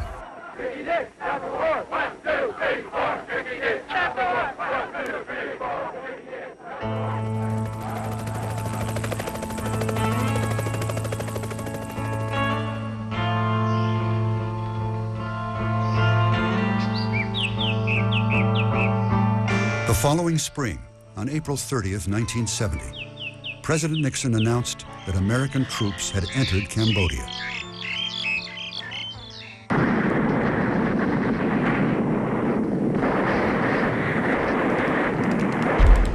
By early 1970, anti-war sentiment is so sweeping in America, not only in public opinion, but on the campuses in particular, that it doesn't require any leadership. Protests erupted on campuses nationwide. The murder of 4 students at Kent State and 2 at Jackson State by National Guardsmen shocked and further divided the nation. It was as if the relationships between the generations had cracked up on some fundamental level. And yes, it was about the Vietnam War. It was about race. It was about poverty. But these things seem to be reflections of a failure on the part of the older generation that was so profound. The movement was moving left, and the country was moving right. The country was polarizing. Increasing numbers of white radicals began to aspire to the more confrontational model of the Black Panthers. I have these Black Panthers up here with guns on the second floor. Am I under arrest? Am I under arrest? You place him under arrest. Go ahead. Take your hands off me if I'm not under arrest. The Panthers ran on 2 levels, you know. I mean, we now know that Huey was kind of a schizophrenic guy, a brilliant idealist and a thug. There were those 2 strains of the Panthers. They would do breakfast programs for kids, and then they would do thuggery. In America, black people are treated very much as the Vietnamese people or any other colonized people because we're used, we're brutalized, the police in our community occupy our area, our community as a foreign troop occupies territory. They moved largely from a service and self-defense kind of organization into an organization that adopted what was essentially a siege mentality. Let us arm ourselves to defend ourselves because if we don't, we're all dead. And of course, that's the way that, that things ultimately played out. Huey Newton fell apart, started abusing drugs. One day I walked in the house over there where I stayed, and he's got a big brick of cocaine. I says, what is this? Oh, you don't understand. He's we're going to raise some money for the party. I said, it's not like this, Huey. I said, not like this. I said, this is cheap. I said, do you realize politically they will destroy us with this book? With the demise of the Black Panther Party, into that gap stepped the gangs, the drug traffickers, and so forth. The Crips and the Bloods are a direct child, if you were, of the demise of the Black Panther Party. While the Panthers' collapse, fueled by FBI counterintelligence tactics, took years, White radicals self-destructed almost overnight.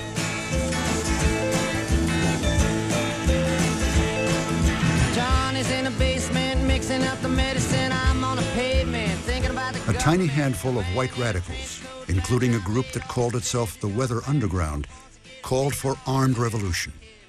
But for most of the anti-war movement, this seemed both futile and morally irresponsible.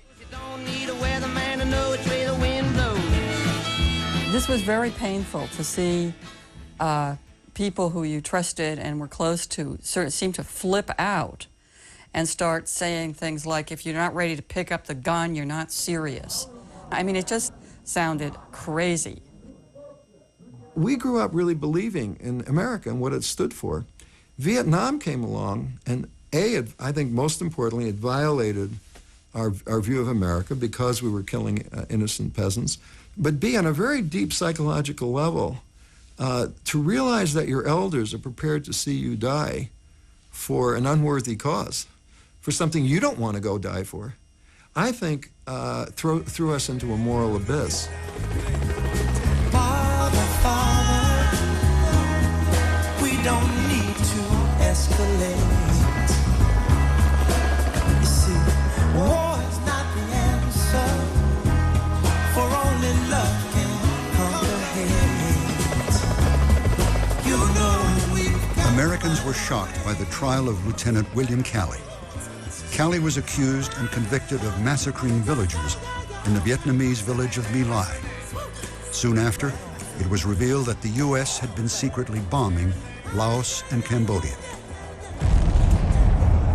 Ambassador Sullivan, in that cool, dignified way he has, said, the United States has never bombed any civilian targets in Laos. And I hear this voice. It was one of these, out-of-body experiences of Senator Kennedy going, well, excuse me, Ambassador, but I understand there's a young man in the room who's just been returned from Laos. And I suddenly stand up, I remember my heart churning, but I was surprised when I saw the footage recently that I was very calm. I was even smoking a cigarette. And I said, Ambassador Sullivan is simply not telling the truth. I've interviewed thousands of peasants. Every single one says their village was destroyed. People have been murdered. It's simply not true that we're not bombing Laos.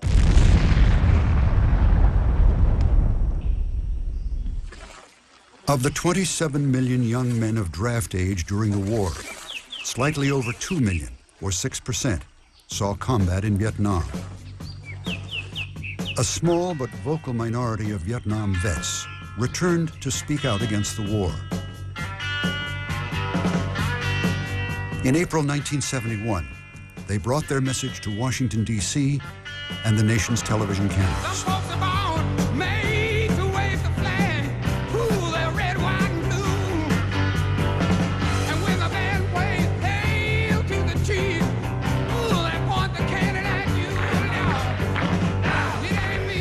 Vietnam veterans marched on the Supreme Court, calling for the court to declare the war unconstitutional. You must stop demonstrating immediately and leave the premises, or you will be arrested. Another group of veterans, including John Kerry, testified before Congress. And finally, this administration has done us the ultimate dishonor. They have attempted to disown us and the sacrifices we made for this country.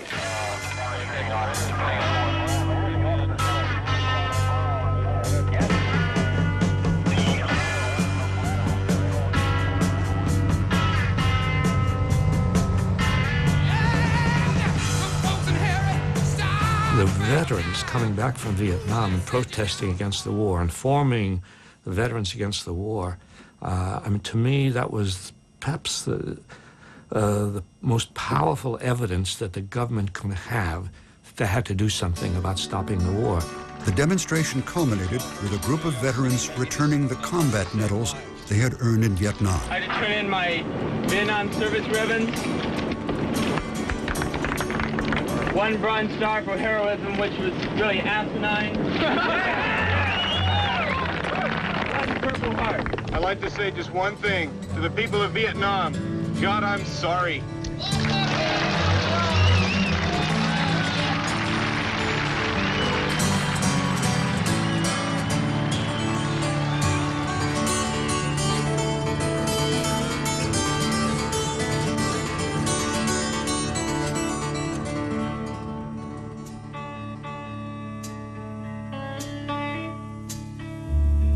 We did end the war. We didn't just try to, we did.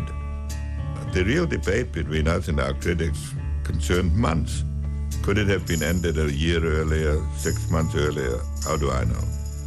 It was not until 1973 that a ceasefire agreement was signed and the last U.S. troops came home. But the seeds for Nixon's political demise were sown by a massive leak of secret government documents. The documents would come to be known as the Pentagon Papers. The man who leaked the documents was Daniel Ellsberg. If I hadn't believed that the war was about to get larger, I wouldn't have exposed myself to a life in prison just to set the record straight. And he told us about how he and Tony Russo, while they were with the Rand Corporation, had secretly copied 7,000 pages of this top secret document, which became known as the Pentagon Papers, and how they were going to reveal it to the public. Ellsberg is one of the brightest people I have ever met. I knew him at Harvard. At that time, he was a hardliner, and he had gone to Vietnam to help organize anti-guerrilla activities and even to participate in them. When he came back, he turned. I had secret inside information from my work in the White House for Henry Kissinger at the very beginning of the administration that Nixon had never intended to get out with anything other than success. Not one of those 15,000 Pentagon Papers did any damage to Nixon. All those papers, every last one of them, dealt with the Johnson and Kennedy administration. The Pentagon Papers offered a detailed and devastating indictment of U.S. policy in Vietnam.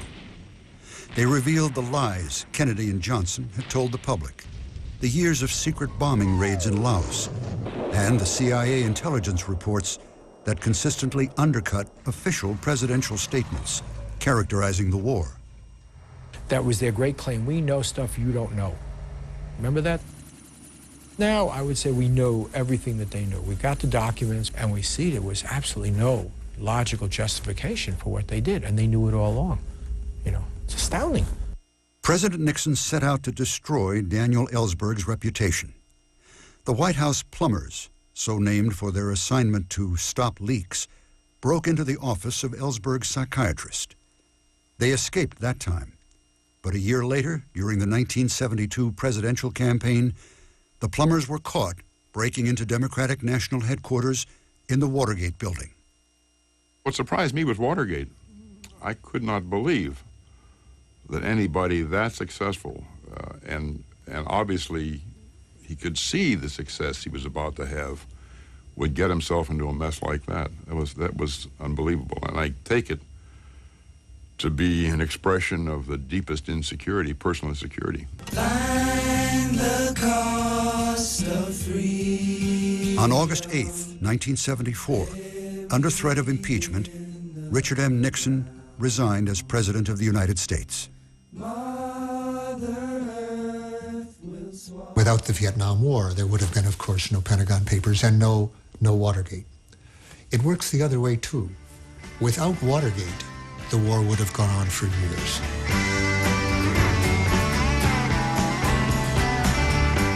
But the impact of the 60s was not limited to American foreign policy. The environmental, gay rights, and women's movements, all born in the 60s, would, in the decades that followed, grow huge and have a profound impact on American society. You went from civil rights to anti-war to women to gay. I mean, you could trace that. The largest ever demonstration for women's rights underscored the rapid advances women seemed to be making. The House of Representatives passed the Equal Rights Amendment, and new abortion laws in New York State would help lay the groundwork for nationwide abortion protection in Roe v. Wade 3 years later.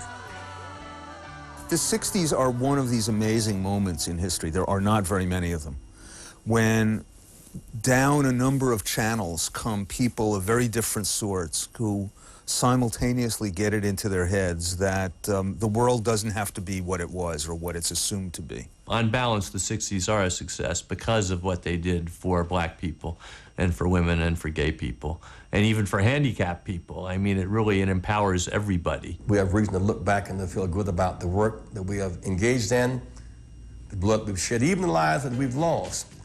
All has been ultimately for the good.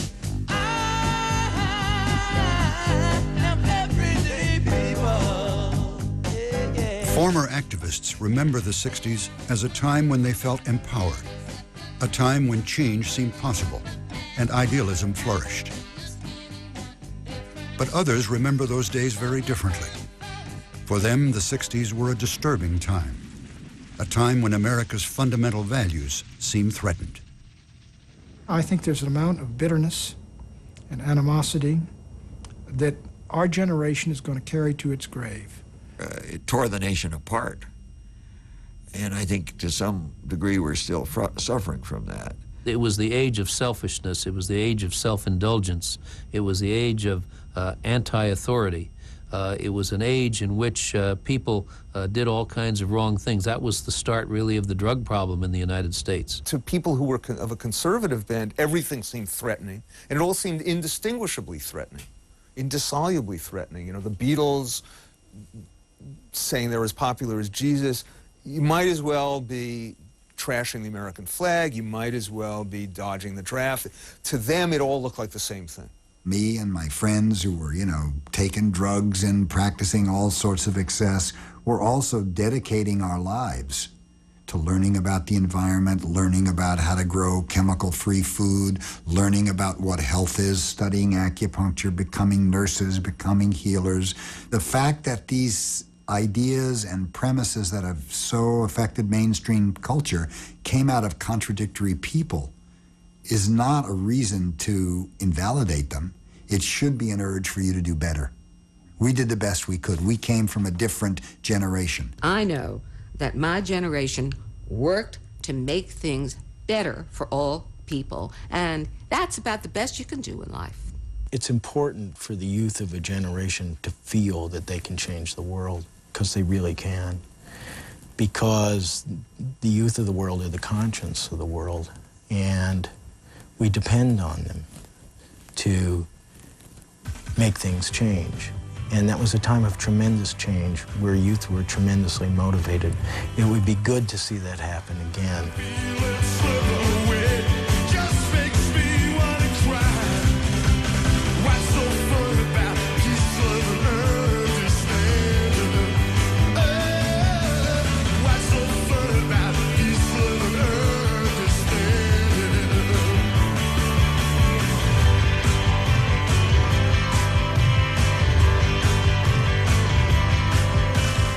Stay tuned for more about the 60s, the years that shaped a generation. But first,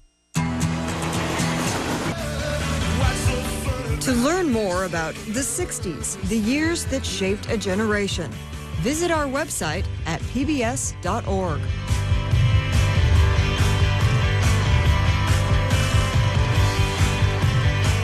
To order The 60s, the years that shaped a generation, on video cassette or DVD, call PBS Home Video at 1-800-PLAY-PBS.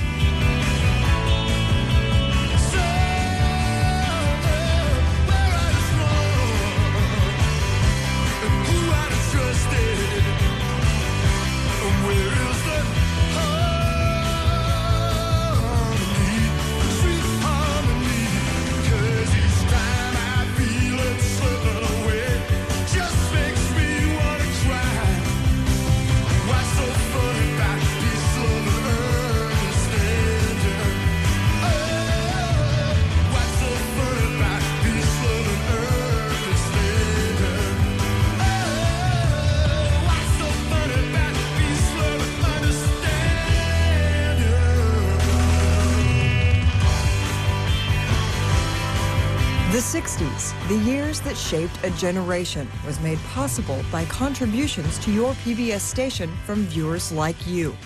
Thank you.